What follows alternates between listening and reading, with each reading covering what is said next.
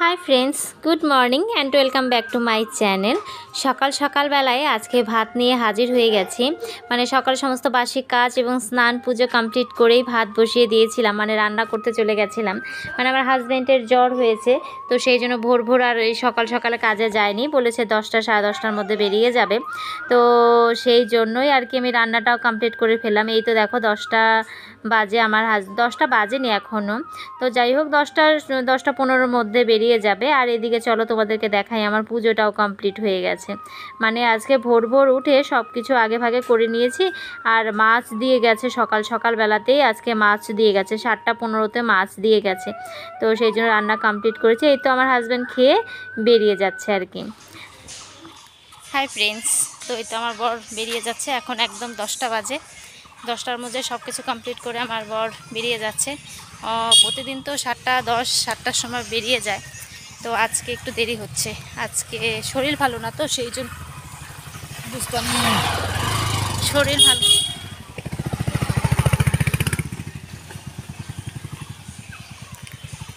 তো দুটো বাইক গেল, আর একটা বাইকে আমার বন্ধু ছিল।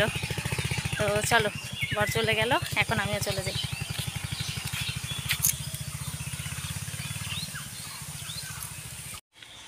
তো এই দেখো অত দূর চলে গেছে, আবার মনে পড়েছে জ্বরের ওষুধ রেখে গেছে। তো মেয়েকে বললাম, মেয়ে ওখানে দাঁড়িয়েছিল বড় মেয়ে, তো বললাম যা জ্বরের ওষুধটা নিয়ে আয়, তাড়াতাড়ি করে জ্বরের ওষুধ নিয়ে। তারপর ওই তো দাঁড়িয়ে আছে আমার হাজব্যান্ড, আর ওই তো জ্বরের ওষুধ আনতে গেল আর কি। দেখো এত তাল তাল করে হয় নাকি, বাপরে বাপ, এত কিছু রান্না বান্না কমপ্লিট করে তারপরে করতে হয়, বাবা ভীষণ চাপ। ওই তো দেখো আসছে দুই মেয়ে মিলে বাবার এক ওষুধ দিতে। ওই যে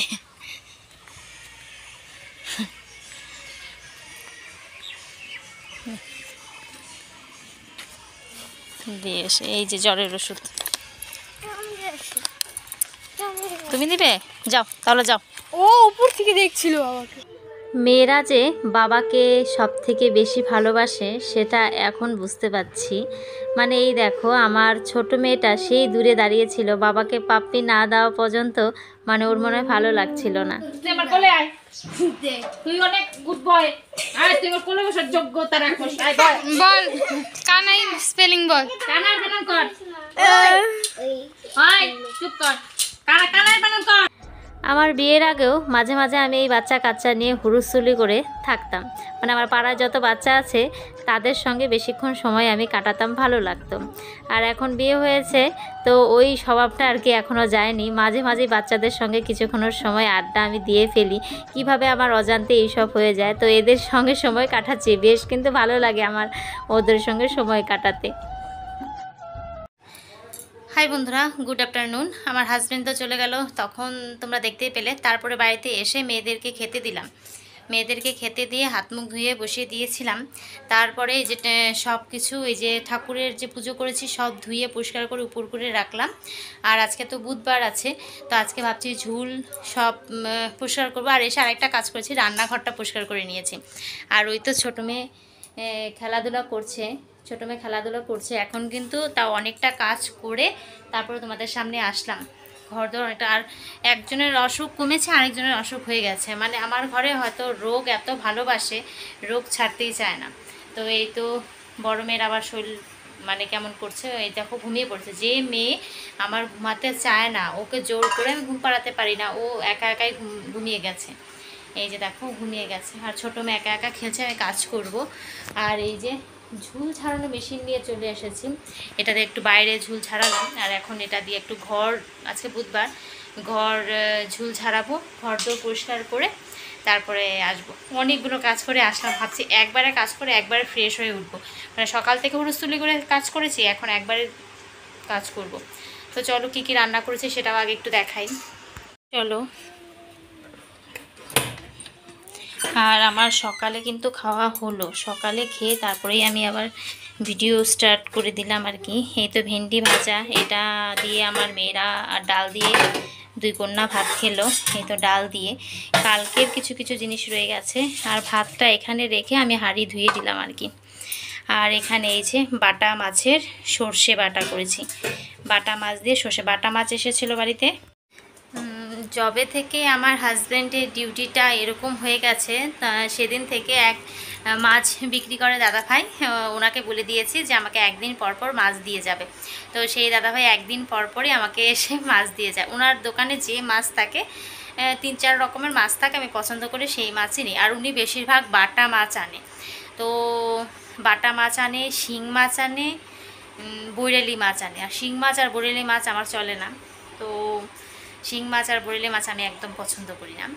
আর বাটা মাছটা, তো বাটা মাছটা 2 দিন নিলাম, এরপরে যদি পরশুদিন উনি একই রকম মাছ আনে তাহলে আর নিব না, বলবো দাদা ভাই আমি অন্যরকম মাছ, এক মাছ খেতে খেতে নষ্ট হয়ে গেল। আর আমার হাজব্যান্ড তো এখন, তাও তো কালকে কেনার সময় ছিল, কিন্তু শরীর ভালো ছিল না বলে যেতে পারিনি। তো যাই হোক, যখন যেমন তখন তেমনভাবেই চলতে হবে আমাদেরকে, আমাদের মেয়ে মানুষদের, তাই না? তো চলো এখন আর বকবক না করে কাজগুলো করে দিই। কী কী রান্না করেছি দেখলেই, আর আমাদের সকালের খাবার হয়ে গেছে, এখন সব কাজকর্ম করি। চলো।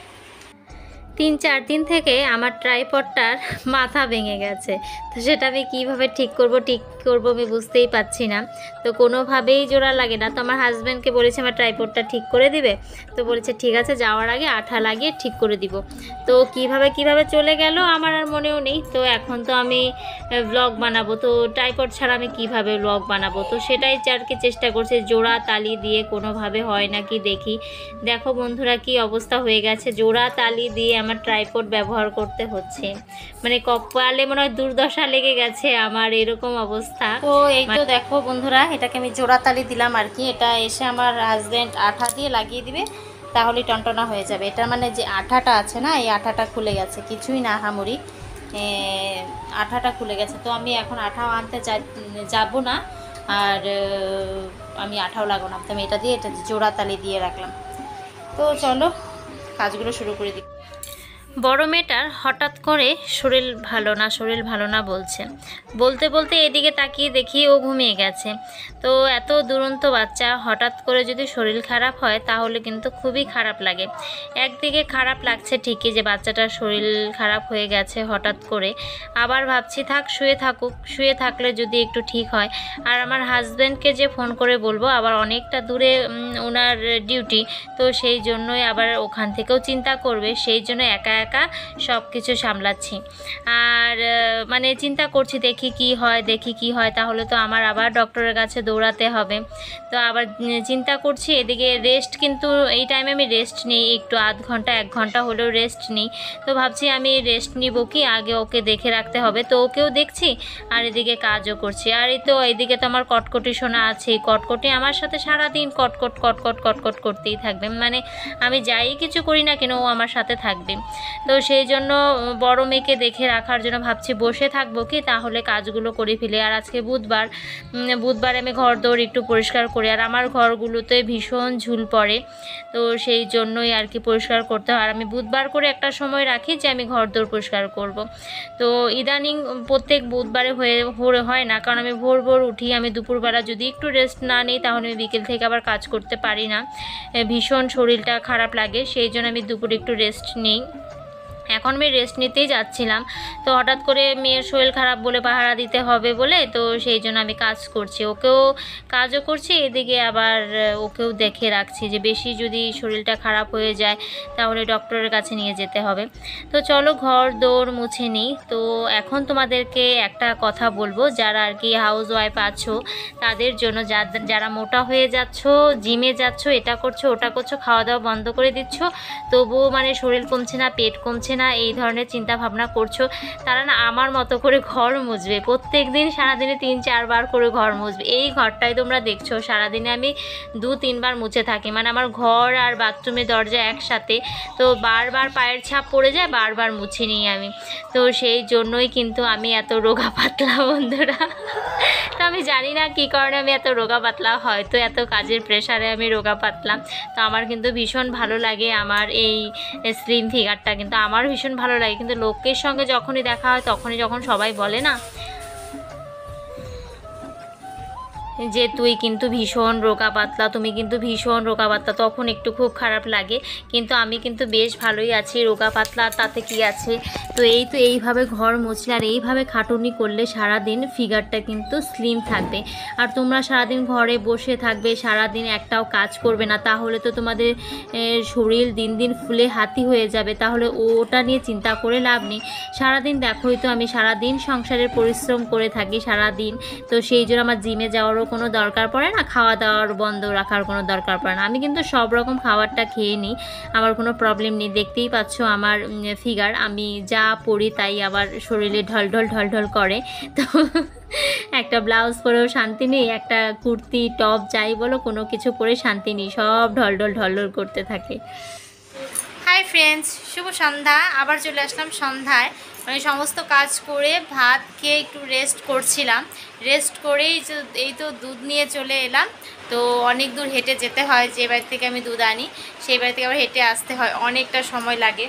তো তার মধ্যে আরেকটা কাজ হয়ে গেছে কি, আজকে একটা বড় ভুল করেছি। তো বললাম না সন্ধ্যাবেলা একটু সন্ধ্যার আগে এখন তো দুধ নিয়ে আসলাম, অনেকক্ষণ রেস্ট করলাম, আধা ঘন্টার উপরে রেস্ট করলাম। তো ভুলে গেছি তুলসী পাতা তুলতে। তো কালকে তো বৃহস্পতিবার, তুলসী পাতা তুলবো না। আর এখন একটাও তুলসী পাতা নেই, গাছের নিচে যত পড়ে আছে সব তো সুরে ফেলে দিয়েছে। এখন কি করব বুঝতে পারছি না। যাই হোক, গিয়ে দেখতে হবে তুলসী পাতা আছে কি না আছে। আর এখন ড্রেস চেঞ্জ করে সন্ধ্যা দেব, এই যে ঠাকুর। তো চলো এখন সন্ধ্যা দিই, তার আগে গিয়ে দেখি তুলসী পাতা আছে নাকি গাছের নিচে। চলো লাইটটা দিই, ফ্যানটা বন্ধ করি। হাত মুখ ধুইনি, এখনও ধুবো, অন্ধকার প্রায় হয়ে গেছে। এই দেখো, তো তুলসী গাছ। চলো লাইট দিয়ে দেখি।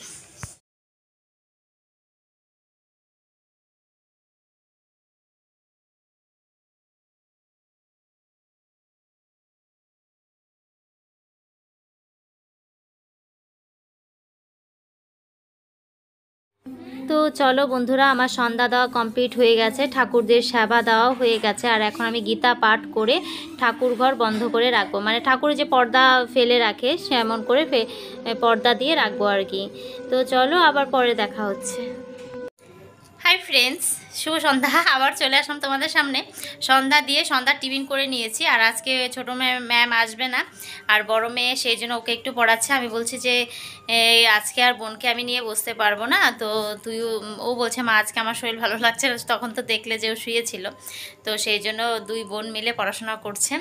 আর এই তো আমি সন্ধ্যা তো দিয়েছি, সন্ধ্যা দিয়ে সন্ধ্যার টিফিন করে মেয়েদের জায়গা মতো রেখে আমি চলে এসেছি রিল বানাতে। তো একটাও রিল নেই, কালকে সকালে যে দিব সেই জন্য ভাবছি 3-4টে রিল করে রেখে তারপর আবার লাইভ আছে। তো চলো এখন 7:25 মতো বাজে। তো চলো এখন শুরু করে দিই, আবার পরে ফিরে আসছি। ওদিকে আমি রিল বানিয়ে এসে ডিনার বানাতে চলে গেছি। এখন রাত 9টা বাজে। আর এদিকে দেখো আমার কটকটি শোনা আবার কি করছে, একটা ঝাড়ু নিয়ে চার্জার গলায় দিয়ে একটা গামছা পরে একটা ওর দিদির জামা পরে, এগুলো কি যে ও সারাদিন খেলে কিছুই জানি না। তো চলো বন্ধুরা, আজকের মতো ভিডিওটা এখানে এন্ড করছি, দেখা হচ্ছে নেক্সট ভিডিওর সঙ্গে। Tata, good night.